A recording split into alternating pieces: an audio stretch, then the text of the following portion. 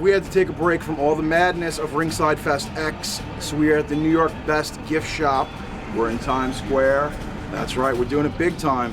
We're with our good friend, Bill Miekina, who is a designer at Mattel. Bill, please, tell us a little bit about what you do. I'm the designer at Mattel on the basic, elite, and battle packs line, along with play sets and assorted roleplay items. Basically, anything you see that we're showing at Ringside, I'm kind of the designer on. What? I'm sorry. What's your favorite figure that you've designed in the last year? There is an Elite 26 Ultimate Warrior figure, which unfortunately did not ship to the show. I'm gutted that we don't have it to show today. When we do finally show photos, I think people's brains will melt and flow out of their ears over what we were able to pull off. It's based on his match in 1992 at Wembley Stadium SummerSlam against Macho Man Randy Savage. And if you remember that outfit, we were able to pull it off.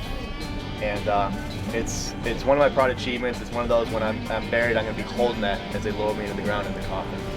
Bill, I can't lie, I'm ridiculously excited because I'm a huge Warrior mark, so that's awesome. One thing that I really wanted to know, what's a figure that you made, well, excuse me, let me paraphrase that. Sure. What's a figure that you've always wanted to make, but it's probably never going to happen? There's actually two on my list. I would love to make a La Parka.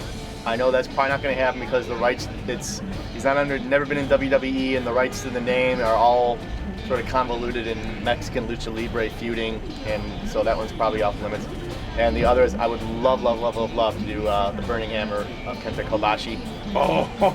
Again, I don't see how that fits into the Mattel line architecture, but if I ever got, a chance to just get two head sculpts on my own to play with, I would make those two and then design the figures around them for one-of-one exclusives. That's absolutely incredible because Kenta would be an amazing figure, and La Parka, obviously, I love the lucha libre. So yeah. Third would be Psychosis. Psychosis would be third. Oh, okay. So as a fan, when you were a kid, what was your favorite action figure? I was big into Star Wars as a kid. I played with a lot of Star Wars figures. G.I. Joe was big. I actually got into wrestling later in life. I started collecting those when I was, old enough to know better, but I guess... Same here. Things, it worked out to the point where I am now designing the stuff I would be collecting, which is, it's amazing this actually happened, and I hope people are enjoying the figures as much as I enjoy doing them. I've tried to make them so that people... I try to design stuff that I would buy for myself anyway, and I try to pack as much as I can into the figures. And based on reaction today, it seems like people are reacting very positively to it. So it's always nice when people seem to be real excited about what you've done. It's very gratifying. And I thank everyone that comes to this show and looks and interacts with what we're showing today. Well, I really have to say, and this isn't TV nonsense. I want to thank you because, Bill, you've made some beautiful pieces of art. People don't really regard these as art, but they are art. Just one last closing statement. What do you see for the future of Mattel, as far as the next wave? Not even names, but what do you see coming in the future, 2014? It's interesting you asked that because yesterday I was down in the Orlando at the Performance Center scanning 35 of the top NXT talents for use in whenever we get the call from WWE, like, hey, this guy's coming up or this diva's coming up. We have stuff ready to go, so we can get them in the line that much quicker. We were able to get Bray Wyatt scanned in August, but that was about a month after his debut. So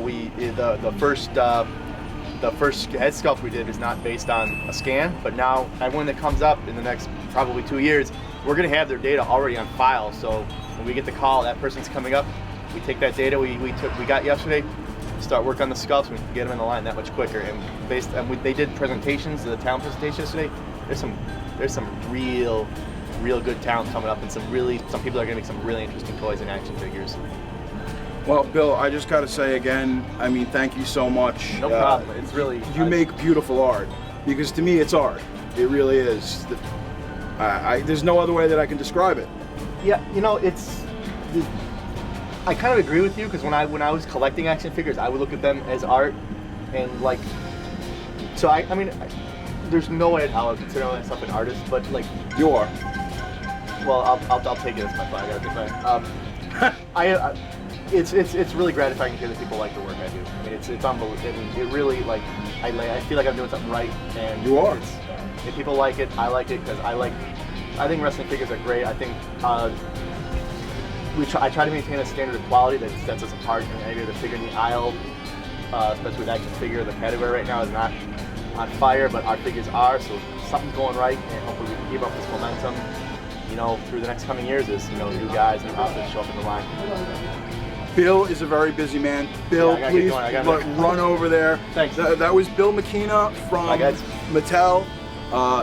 You got to see the stuff that we've seen today. I am the most hard fan to please.